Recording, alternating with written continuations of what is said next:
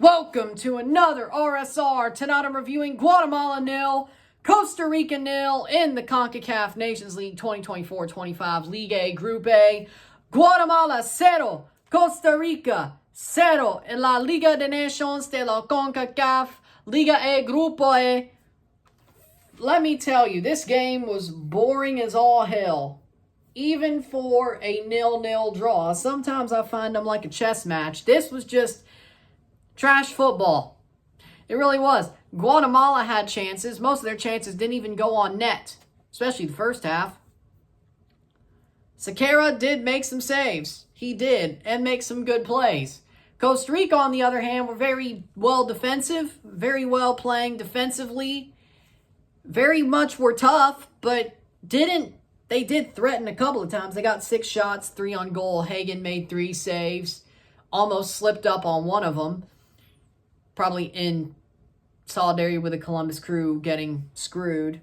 But with that being said, you got a team here that it's just 0-0. At the half, 0-0, 0-0, medio tiempo. Again, Guatemala looked like they were pushing the pace in the first half, but the stats didn't really bear that out if you looked at the halftime stats. This game was weird. It looked like Guatemala had the momentum, but Costa Rica did have a lot of the stats on their side, especially at the half. And even then, it's just a tight, lean margin on a lot of the stats. Full-time 0-0, 0-0 esta noche. Listen, my God, this game, it's something. This game was something.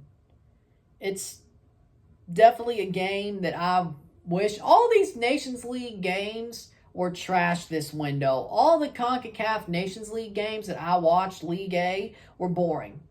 They all were boring. And I don't know if that's fixture congestion. I don't know if that's good team, 2 horrible teams playing each other, 2 good teams playing each other, but it's a tight match. Or is it just that these games suck? Like, I mean, Canada versus USA was good. Mississippi State versus Arizona State was good, even though State was getting their ass kicked for most of the game. These Nations League matches, all of them that I've done, I think Mexico-Canada will be good. All these games that I've done have been trash. All of them. All of them. And there ain't much for me to say. I mean, I'm bored out of my mind. My brain got broken, but it wasn't from the game tonight. Like, this game was so bad. So odiously bad. I mean, the performances were good. I mean, Costa Rica's defense played well. Guatemala's offense couldn't hit the broadside of a barn. I mean, what else do you want me to say? Stats are as follows. 4 shots to 6. 3 shots on goal to 3. 51% possession to 49% possession. 429 passes to 416. 81% pass accuracy to 86%. 9 fouls to 6. 3 offside to 0. 1 yellow card to 0. 0 red cards to 0. 1 corner to 2. Listen, let me tell you, this game was really a battle of the goalies. Who would screw up first? Sequeira didn't screw up at all. Hagen screwed up twice, but nobody was on there to pounce on the ball. Guatemala pulled Mendez Lang and Rubio Rubin with like 20 minutes left. I'm like, what are you doing?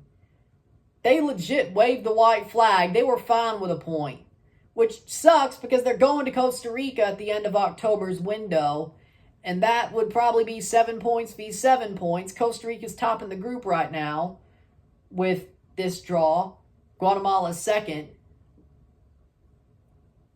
But let me tell you, Suriname's on 3. There are teams through this that are on 3. Guadeloupe's on 3. Martinique and Guyana are on 1. So we have 3 tiers of competitors in this group. But even then, a loss like this could allow Suriname or Guadeloupe to backdoor their way into the quarterfinals if Guatemala screws this up and loses on the road. And I guess the same to Costa Rica, but it's hard to win on the road in Costa Rica. That's the problem. It's hard to win on the road in Costa Rica, even if they're trash. and they're better than trash right now. They're very good defensively. It's the offense that isn't really there yet.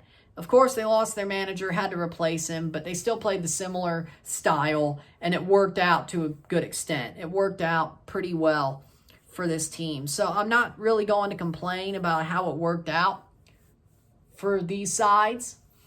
I think both teams were very well drilled as this game went on. I think both teams definitely had their moments, at least defensively. But, I mean, this game was really just, I don't know who was playing down to who. Somebody was like, oh, but Costa Rica plays down to our level after they play world-class competition. I'm like, if they were playing down to you, they'd be losing 3-0. So I guess it was Guatemala playing down to Costa Rica, because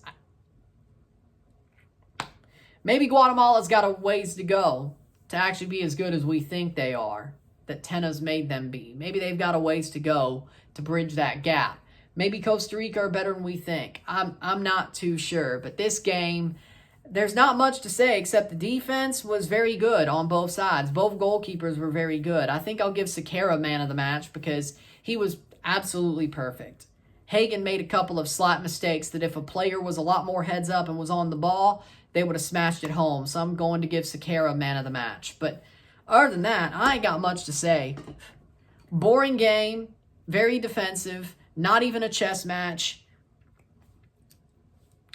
I don't know who played down to who, and the goalkeepers were basically having a battle of who would break first with a player above the ball. That didn't happen. So with that being said, yeah, there you go.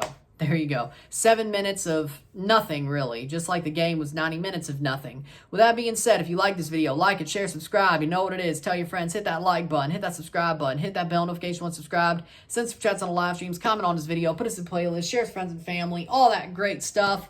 I'll see you tomorrow for Canada, Mexico, Canada live and review.